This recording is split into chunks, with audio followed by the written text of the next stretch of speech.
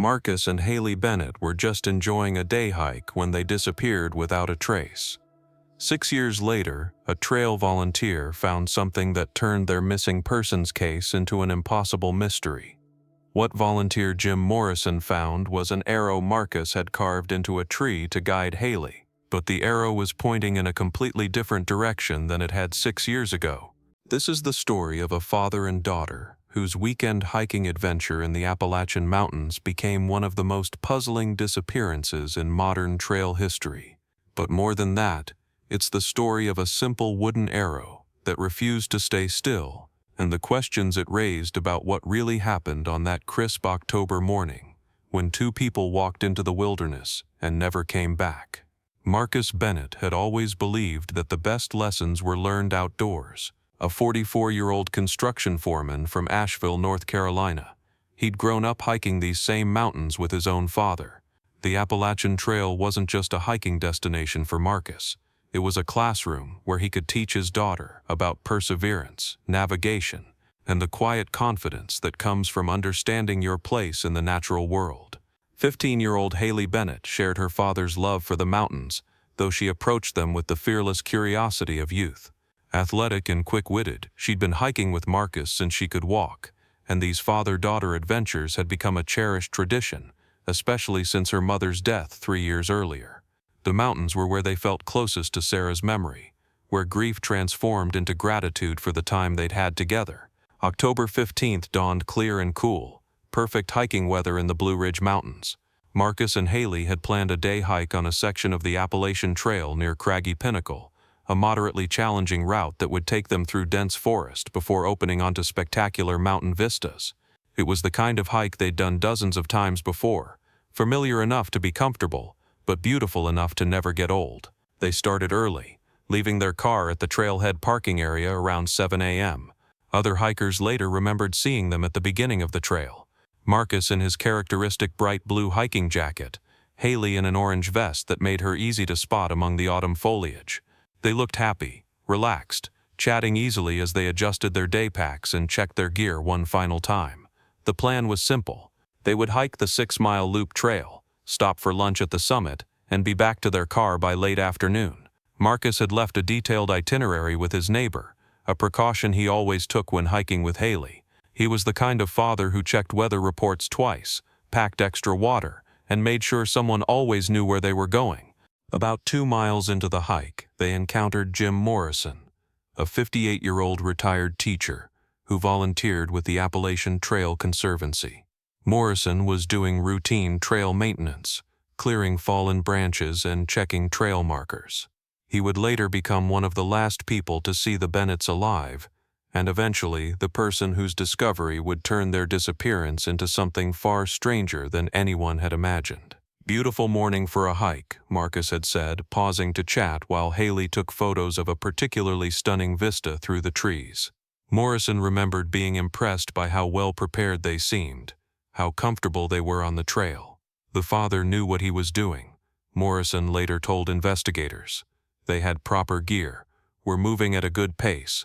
Nothing about them suggested any kind of trouble. During their brief conversation, Marcus mentioned that he'd been teaching Hailey traditional navigation techniques, how to read the landscape, use natural landmarks, and find her way without relying entirely on GPS. "Technology fails," Marcus had said with a smile, "but if you can read the mountains, you'll never be truly lost." As proof of his teaching, Marcus showed Morrison a technique he'd learned from his own father, carving simple directional arrows into trees to mark important turns or landmarks. He pulled out a small knife and carved a clear arrow into the bark of a large oak tree beside the trail, pointing in the direction they intended to travel. "Something Hailey can reference if we ever get separated," he explained. The arrow was deep and clean, clearly visible to anyone passing by. Morrison watched them continue up the trail, noting that the carved arrow pointed northeast, toward the summit route they'd discussed. It was 10:30 a.m., and they were making good time. Morrison expected to see them again on their return trip, but they never came back down the trail. When the Bennetts didn't return to their car by evening, their neighbor contacted park authorities. Search teams were deployed immediately, beginning with the route Marcus had described in his itinerary. The search was methodical and thorough, involving park rangers, volunteer searchers, and eventually state police and specialized rescue units.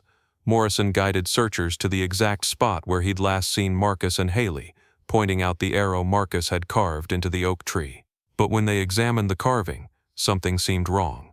The arrow was clearly there, exactly as Morrison remembered it, but it was pointing in a completely different direction, southeast, toward a steep ravine that was definitely not part of any established trail. "I know what I saw," Morrison insisted to the search coordinators. "That arrow was pointing northeast when Marcus carved it. I watched him do it. There's no way I'm mistaken about the direction," but the physical evidence suggested otherwise. The arrow was carved deep into the bark, weathered in a way that indicated it had been there for some time. There were no signs that anyone had altered it or carved a new arrow nearby. The search teams followed both directions, the northeast route Marcus had planned to take, and the southeast direction the arrow currently indicated. They found no trace of the Bennetts on either path. Dogs couldn't pick up a scent trail beyond the tree where Morrison had last seen them. It was as if Marcus and Hailey had simply vanished at that exact spot. The initial search lasted 5 days, covering an area of over 30 square miles. Helicopters with thermal imaging flew grid patterns over the dense forest. Ground teams rappelled into ravines and searched cave systems. Every shelter, emergency cache, and backcountry campsite was checked and rechecked. Despite the massive effort involving over 200 volunteers and professional searchers, no trace of the Bennetts was found. As days turned into weeks, the official search was scaled back, though Marcus's brother and several dedicated volunteers continued looking on weekends. The case was classified as a missing persons investigation, with the assumption that Marcus and Hailey had somehow gotten off the established trail and met with an accident in the rugged terrain. It was a tragic but not uncommon occurrence in the mountains. The mystery of the arrow's direction was noted in the official report, but dismissed as a simple case of faulty memory under stress. Jim Morrison was certain about what he'd seen, but investigators pointed out that traumatic events can affect memory, and that the stress of being involved in a missing persons case might have influenced his recollection of details. For 6 years, the Bennett's disappearance remained an unsolved case in the files of the North Carolina State Police. Marcus's construction company established a scholarship in his name. Hailey's high school planted a tree in the memorial garden. Their story became part of local hiking lore, a reminder that even experienced hikers could encounter unexpected dangers in the wilderness. But the story was far from over. Jim Morrison never stopped thinking about that arrow. As someone who spent hundreds of hours each year maintaining the trails, he trusted his memory and his observational skills. The inconsistency nagged at him, and he made a point of checking the carved arrow every time his volunteer work brought him to that section of trail. What he discovered over the years was disturbing. The arrow wasn't just pointing in the wrong direction, it was changing directions. Not constantly, and not in any pattern Morrison could identify, but every few months when he checked, the arrow would be pointing somewhere different. Sometimes northeast toward the summit, sometimes southeast toward the ravine, sometimes due south toward the parking area. Morrison began documenting these changes, photographing the arrow from the same position each time he encountered it. He measured the angles, noted the dates, and tried to identify any environmental factors that might explain what he was seeing. The photos clearly showed the arrow pointing in different directions over time, but they also revealed something else that made no sense. The carving itself never seemed to age or weather naturally. Normal tree carvings heal over time as the bark grows to cover the wound, but Marcus's arrow remained as sharp and clear as the day it was carved, showing no signs of the natural healing process that should have occurred over 6 years. It was as if the tree was somehow maintaining the carving, keeping it fresh and visible despite the passage of time. Morrison shared his observations with park rangers, but his reports were met with skepticism. The official position was that environmental factors, wind, rain, ice, and natural tree movement, could create optical illusions that might make a static carving appear to point in different directions depending on viewing angle and lighting conditions. Morrison's photographs were dismissed as examples of this phenomenon. But Morrison knew what he was seeing. He'd been hiking and maintaining trails for over 20 years. He understood how trees grew, how carvings aged, and how lighting and perspective could affect perception. This was something different, something that challenged basic assumptions about the physical world. The breakthrough came during Morrison's routine trail maintenance visit in early October, almost exactly 6 years after the Bennett's disappearance. He was clearing windfall from a recent storm when he noticed the arrow again, and this time it was pointing in a direction he'd never seen before, due west, toward a section of forest that wasn't accessible from any established trail. But something else had changed too. The tree itself looked different, healthier somehow. The bark around the arrow was smoother, and the tree seemed to have grown several inches in diameter since Morrison's last visit just 3 months earlier. Trees don't grow that quickly, especially mature oaks in the Appalachian climate. Morrison decided to follow the arrow's direction, bushwhacking through dense underbrush toward whatever the carving was indicating. After about a quarter-mile of difficult hiking through unmarked forest, he came upon something that stopped him cold, a small clearing that he'd never seen before, despite hiking this area for decades. In the center of the clearing was a single backpack. The pack was weathered but intact, sitting upright as if someone had carefully placed it there moments before. Morrison approached cautiously, his mind racing with possibilities. As he got closer, he could see that it was a teenager's day pack, bright purple with reflective strips, exactly the kind of pack a 15-year-old girl might carry on a hiking trip. Inside the pack, Morrison found items that confirmed his suspicions and deepened the mystery. Hailey's student ID, still clearly legible after 6 years in the wilderness. A water bottle, empty but showing no signs of damage or deterioration. A granola bar with an expiration date from 3 months after the Bennett's disappearance. And most disturbing of all, a handwritten note in what appeared to be Hailey's handwriting. "Dad says the arrow will bring help. We're okay, but we can't find our way back to the regular trail." The note was written on paper that showed no signs of weather damage despite having been in the wilderness for 6 years. The ink was clear and unfaded. It was as if the note had been written yesterday, but the content clearly referenced their disappearance and the arrow Marcus had carved. Morrison immediately contacted park authorities and the North Carolina State Police. Within hours, the clearing was swarming with investigators, search teams, and forensic specialists. The backpack and its contents were carefully documented and removed for analysis. DNA testing confirmed that the backpack belonged to Hailey Bennett. The handwriting analysis of the note was inconclusive. It shared characteristics with known samples of Hailey's writing, but there were subtle differences that handwriting experts couldn't definitively explain. Most puzzling was the condition of the items. They showed no signs of having been exposed to 6 years of mountain weather. The discovery prompted a renewed search effort focused on the area around the clearing, but despite extensive investigation, no other traces of Marcus and Hailey Bennett were found. The clearing itself seemed to appear and disappear depending on who was looking for it. Some search team members could find it easily by following Morrison's directions, while others got lost trying to locate the same spot. Amanda Foster, a behavioral psychologist from Duke University who had been studying unexplained disappearances in national parks, became interested in the Bennett case after reading about Morrison's discovery. She visited the site multiple times, interviewed Morrison extensively, and examined the physical evidence. "What we're dealing with here challenges our basic understanding of linear time and fixed space," Dr. Foster concluded in her preliminary report. "The evidence suggests that Marcus and Hailey Bennett may have become displaced from normal temporal flow, existing in a parallel time stream where they can occasionally interact with our reality but can't fully return to it." Dr. Foster's theory was based on several factors: the arrow's changing directions, the unnaturally preserved condition of Hailey's belongings, and the mysterious appearance and disappearance of the clearing where the backpack was found. She proposed that certain environmental conditions in the mountains might create what she termed temporal displacement zones, where the normal flow of time becomes unstable. "The arrow may be functioning as a kind of communication device," Dr. Foster explained to a gathering of park officials and researchers.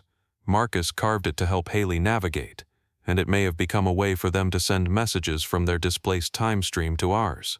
The changing directions could be attempts to guide searchers to locations where contact between time streams is possible." The theory was met with skepticism from law enforcement and park officials, but Dr. Foster's credentials and the mounting physical evidence made it impossible to dismiss entirely. She was granted permission to establish a research station near the oak tree with the carved arrow, monitoring it with sophisticated equipment designed to detect temporal anomalies. Over the following months, Dr. Foster's team, documented 17 instances of the arrow changing direction, often corresponding with electromagnetic disturbances and minor gravitational anomalies that their instruments detected. On 3 occasions, team members reported briefly seeing figures moving through the forest near the arrow tree, figures that matched the description of Marcus and Hailey Bennett. But perhaps the most significant discovery came from analyzing the tree itself. Core samples revealed that the oak had been growing in accelerated bursts, sometimes adding months of growth in a matter of days. The pattern of accelerated growth corresponded exactly with the times when the arrow changed direction. It's as if the tree is being influenced by temporal forces we don't understand, Dr. Foster reported. The arrow may be more than just a carving in bark. It could be a focal point where 2 time streams intersect, allowing limited communication between displaced persons and our reality. The research attracted international attention from physicists, consciousness researchers, and paranormal investigators. The site became a pilgrimage destination for people interested in unexplained phenomena, forcing park officials to restrict access to the area around the arrow tree. Jim Morrison found himself at the center of a scientific mystery that challenged everything he thought he knew about the natural world. As the person who had witnessed the arrow's creation and documented its impossible behavior, he became a key figure in ongoing research efforts. "I just wanted to maintain hiking trails and help people enjoy the mountains safely," Morrison said in an interview with a scientific journal. "I never expected to become involved in something that questions the nature of time and space, but I know what I've seen, and I know Marcus and Hailey are still out there somewhere, trying to find their way home." The Bennett case has transformed understanding of missing persons investigations in wilderness areas. Park services across the country now train rangers to look for similar phenomena, objects that change position or orientation, areas where electronic equipment malfunctions, and reports of figures that appear and disappear in forested areas. Dr. Foster established the Institute for Temporal Displacement Studies, dedicated to researching and documenting cases where people or objects seem to exist outside normal time streams. The Bennett case remains their most thoroughly documented example of temporal displacement in a wilderness setting. Marcus's brother, David Bennett, visits the arrow tree monthly, hoping for some sign that his missing family members are still alive. "I know it sounds crazy," he said during a recent visit, "but after seeing the evidence, after talking to Dr. Foster and her team, I believe they're still out there. The arrow is Marcus's way of letting us know they're okay, that they're still trying to come home." The tree with the carved arrow continues to point in different directions, seemingly at random, but perhaps following a pattern that human understanding hasn't yet deciphered. Each time it moves, it renews hope that Marcus and Hailey Bennett might finally find their way back from whatever time stream they've been trapped in for 6 years. The mystery endures, raising questions about the nature of reality, the stability of time, and the possibility that some people who disappear in the wilderness don't simply die, they become displaced, existing in parallel versions of the world they knew, waiting for someone to find the key that will bring them home. Today, the Appalachian Trail near Craggy Pinnacle attracts hikers for reasons beyond its natural beauty. Some come hoping to witness the arrow change direction. Others come looking for the mysterious clearing where Hailey's backpack was found. And a few come because they believe that if temporal displacement can happen to one family, it might be happening to others, and the mountains might hold more missing people than anyone has ever imagined.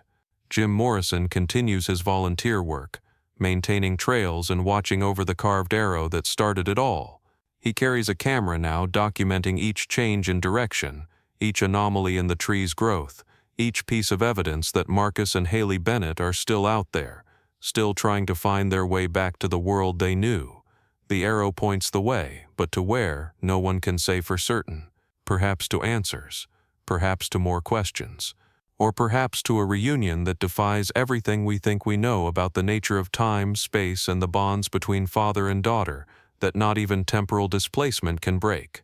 But the story took an even stranger turn, 6 months after Dr. Foster's team established their research station. On a foggy March morning, while monitoring equipment detected the strongest temporal anomalies yet recorded, something extraordinary happened that would forever change how the scientific community understood the Bennett case.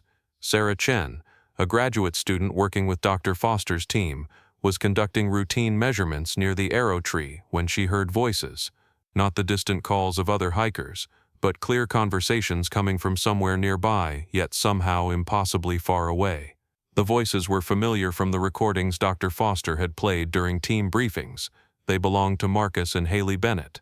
"Dad, the arrow's moving again," came Hailey's voice, crystal clear despite the heavy fog.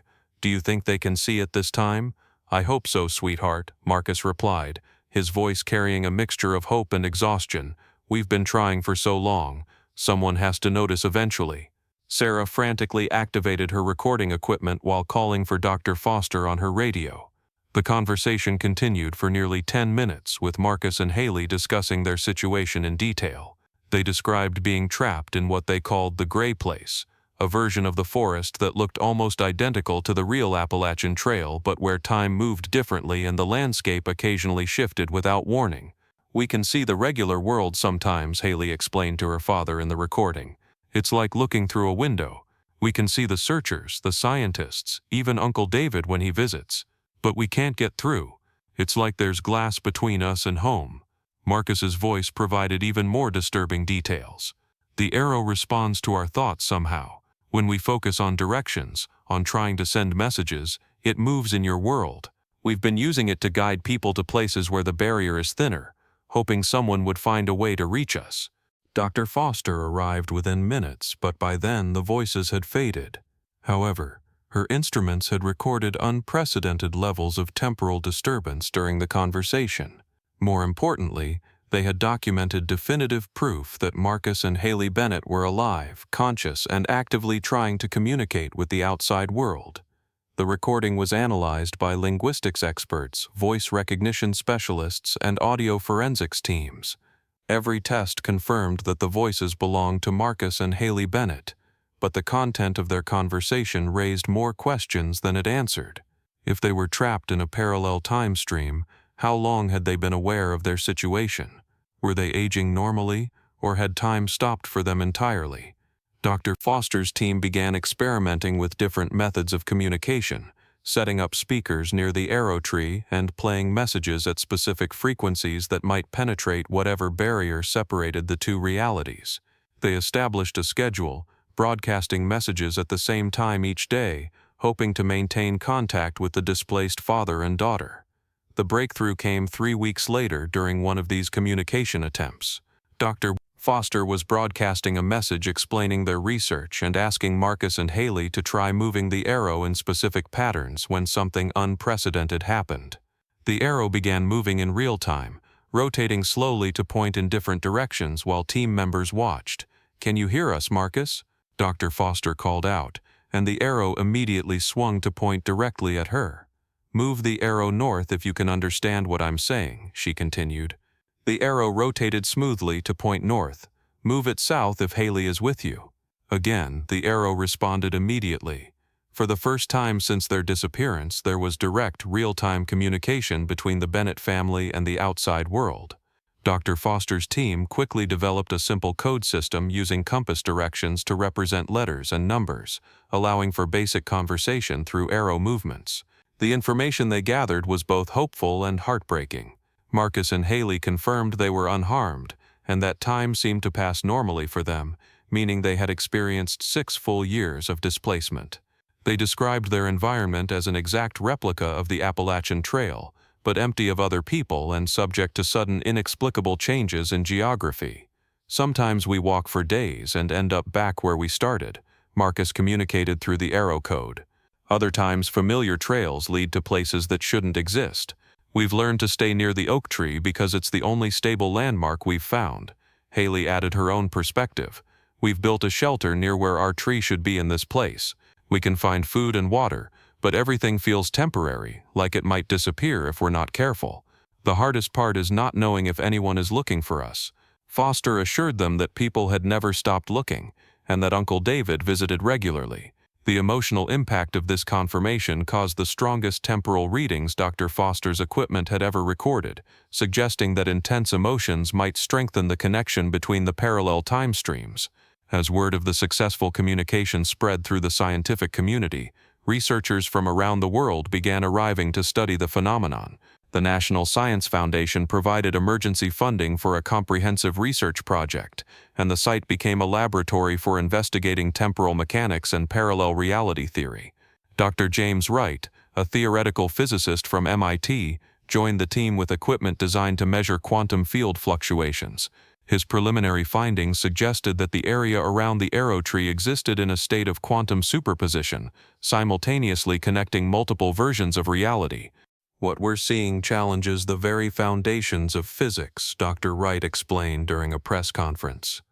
The Bennett family appears to be trapped in what quantum mechanics would describe as a parallel eigenestate, a reality that branched from our own but remains quantum entangled with our timeline.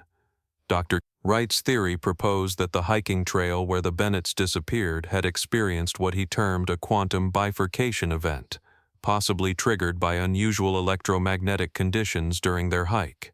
Instead of simply disappearing, Marcus and Hailey had been shifted into a parallel version of reality that existed alongside but separate from our own. The carved arrow functions as an anchor point between the two realities, Dr. Wright continued. It exists simultaneously in both time streams, which is why it can move in our reality in response to actions taken in theirs. Marcus unknowingly created a quantum communication device when he carved that arrow. The research team began working on methods to potentially reverse the quantum bifurcation and return Marcus and Hailey to their original time stream. Wright designed a series of electromagnetic field generators that could theoretically destabilize the quantum barrier separating the parallel realities. But their first attempt at rescue had unexpected consequences. When the field generators were activated, the arrow began spinning rapidly, pointing in multiple directions simultaneously. The temporal readings spiked beyond anything previously recorded, and several team members reported seeing ghostly figures moving through the forest, not just Marcus and Hailey, but other people who seemed to be displaced from different time periods entirely.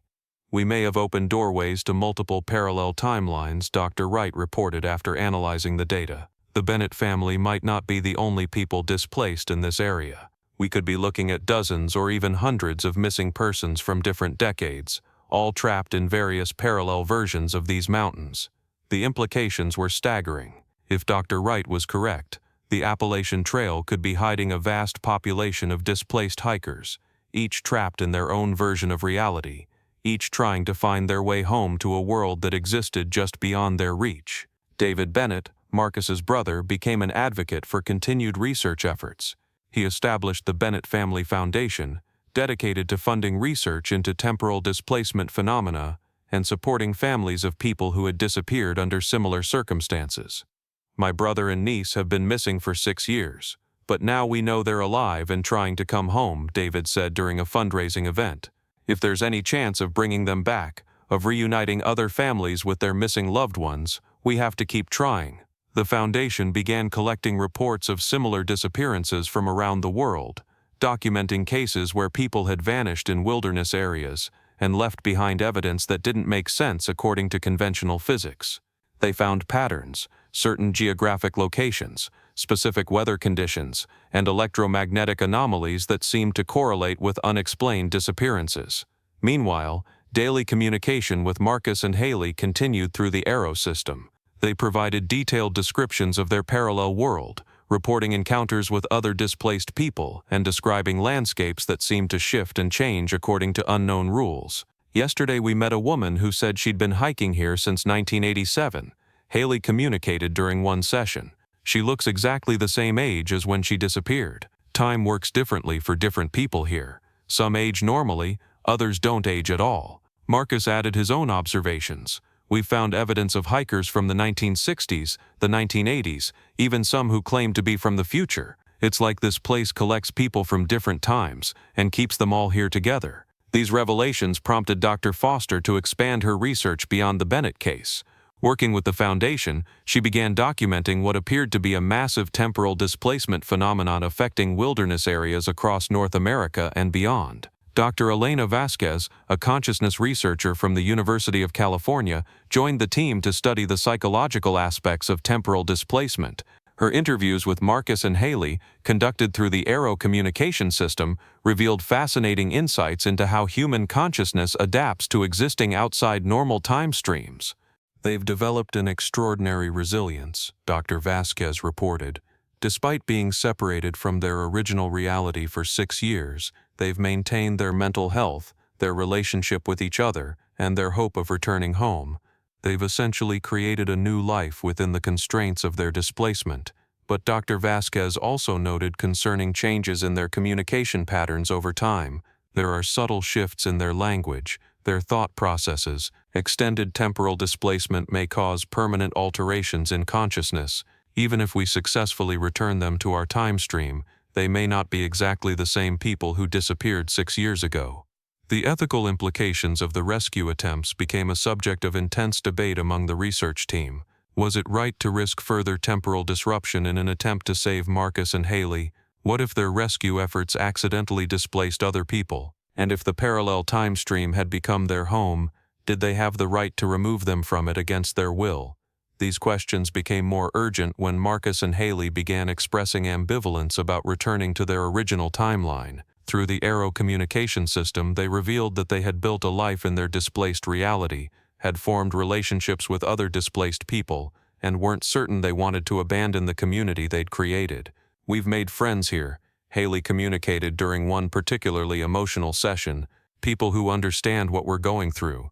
If we leave, we might never see them again. And what if we can't adjust to your world anymore? What if we don't belong there anymore?" Dr. Foster faced a dilemma that no scientist had ever encountered before. She had the theoretical knowledge and possibly the technology to reunite a family with their missing loved ones, but those missing loved ones were no longer certain they wanted to be rescued. The Aero continues to move day after day, pointing toward answers that remain frustratingly out of reach. Sometimes it spins wildly, as if Marcus and Hailey are arguing about which direction to choose. Other times it points steadily in one direction for hours, as if they've found something important they want the research team to investigate. Dr. Foster's team has grown into an international collaboration involving dozens of researchers from multiple disciplines. They've documented over 200 cases of unexplained disappearances that show similar patterns to the Bennett case, and they've identified 17 locations worldwide where temporal displacement events appear to occur regularly. But for all their scientific advancement, they're no closer to bringing Marcus and Hailey Bennett home. The family remains displaced, existing in a reality that touches ours but remains forever separate, communicating through a carved arrow that defies physics and challenges everything we thought we knew about the nature of time and space. Jim Morrison continues his volunteer work on the Appalachian Trail, serving as the unofficial guardian of the arrow tree and the bridge between the research community and the hiking public. He's become something of a local legend, the man who discovered that missing people might not always be lost. Sometimes they're just displaced, waiting in parallel realities for someone to find the key that will bring them home. The mystery endures, but it's no longer just about 2 missing hikers. It's about the possibility that our reality is just one of many, that the people we lose to the wilderness might not be gone forever, and that love between family members can transcend the boundaries of time and space itself. The arrow points the way, but whether it's pointing toward home or toward a new understanding of what home means in a universe of infinite possibilities, only time, in whatever form it takes, will tell. The most recent development in the Bennett case came just 3 months ago, when Dr. Foster's team achieved something no one thought possible. They managed to create a temporary visual bridge between the 2 realities.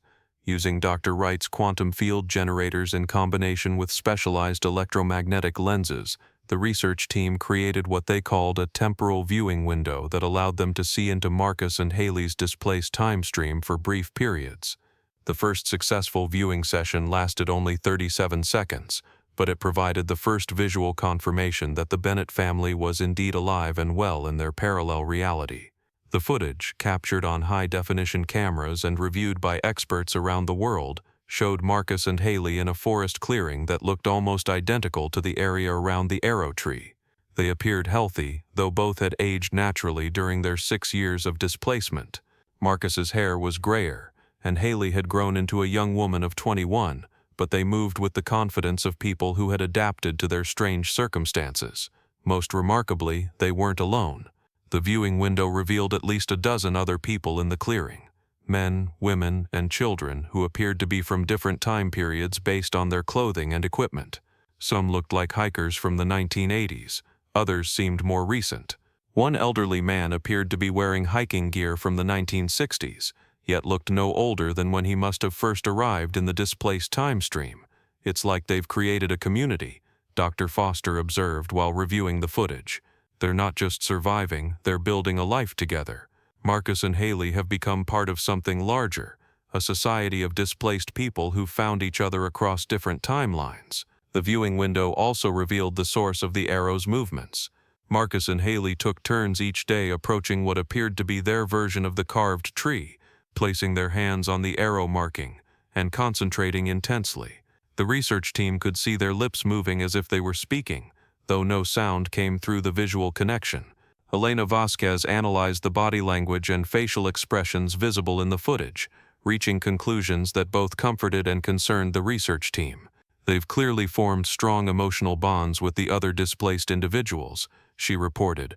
"Marcus and Hailey show all the signs of people who have found purpose and community.